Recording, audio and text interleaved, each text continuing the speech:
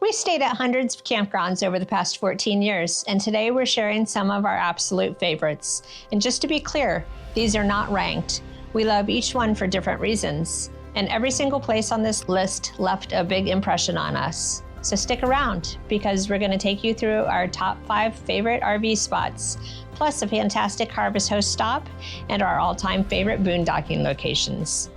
We'll walk you through what makes each place special, the amenities they offer, and the fun things to do nearby. And as always, we've included links to all of them in the description below.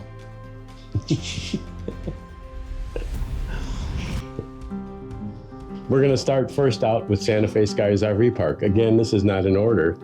This is a favorite because of the views, the artwork, and the unmistakable Santa Fe feeling. The amenities are full hookups, 30 and 50 amp, big rig friendly pull-throughs, free Wi-Fi, laundry, clean bathrooms, an amazing dog park, sculptured gardens throughout the park, beautiful elevated sunset views. Things to do are the Santa Fe Plaza, the Canyon Road Art District, Loretto Chapel, and Bandelier Monuments 45 to 60 minutes away. And amazing hiking. Kodachrome Basin State Park, just as in a campground in its experience. What sets this one apart to us is the quiet red rock scenery and the unreal stargazing. This is electric and water only. It has large scenic sites surrounded by sandstone. You literally walk right on the trails from your camper, and it's Star Wars-esque. Has hot showers, flush restrooms, picnic tables and fire rings, and nearby horseback riding. Things to do nearby. Bryce Canyon is about 30 minutes away. Cottonwood Canyon Road, Scenic Drive, and some of the darkest skies in Utah for stargazing. If you love solitude, wide open landscapes, and that classic Utah red rock, Kodachrome will not disappoint. That was a fun place to stay. It was very fun. Yeah. Very relaxing. Next up is Watchman Campground in Zion. This one made our favorites list for one simple reason: location. You can literally walk from your campsite to the Zion shuttle, then you're on the trails. And those canyon walls surrounding you, they're breathtaking. Their amenities are, it's a national park, electric hookups, large level sites, some riverside options if you book early enough, clean restrooms, and it's just steps from the Zion Visitor Center and a short walk to the shuttle stop. Nearby things to do there are the Narrows, Angel's Landing if you have a permit, the Canyon Overlook Trail. Springdale is the sister city, shopping and dining. If you want the full Zion experience without having to drive anywhere, Watchman is perfect. And they have an amazing naturalist program. They do. In the evenings. Angel Fire RV Resort is our mountain luxury pick. Cool summer temperatures, pine trees, and resort level amenities. This place really feels like vacation inside your RV vacation. If you want to just go and chill and relax, that's a beautiful place to do it. Yep. It's got full hookups, premium paved sites, a hot tub and pool, a clubhouse and activity center, fitness room, fire pits, and shuttles you to the ski area. I believe this is a year-round resort. Things to do nearby: Angel Fire Ski Resort, year-round fun.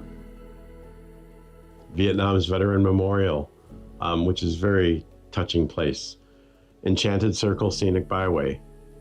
Tahoe is 40 minutes away, and there's great hiking and biking right outside the park. And fishing. Oh yeah, and fishing the big too. Lake. And let's be honest, it made our list partly because they delivered free waffles to our RV for breakfast. You can't beat that. They really do. Whether you want to escape the summer heat or enjoy high altitude adventure, Angel Fire is fantastic. Lake Tahoe, Nevada.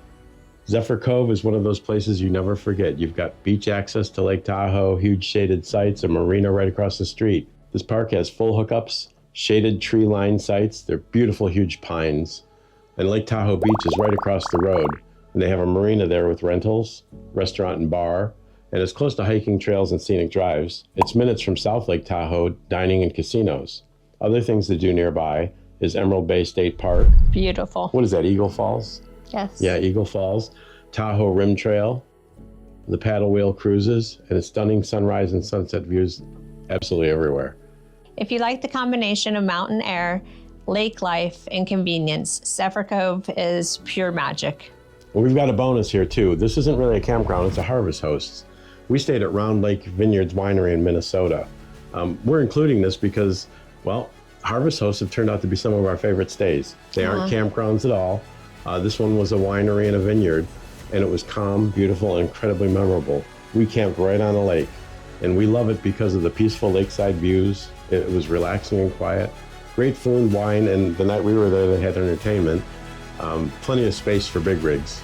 And the hosts were very friendly, and it was a perfect overnight stop. The things to do there: wine tasting, lakeside photography, and sunset walks. Harvest Host always surprises us, and this was a perfect example. You never know what gem you're going to find. We have a link for friends to subscribe there, and we consider you all our friends now, so subscribe, join Harvest Hosts. Not subscribe, join Harvest Hosts.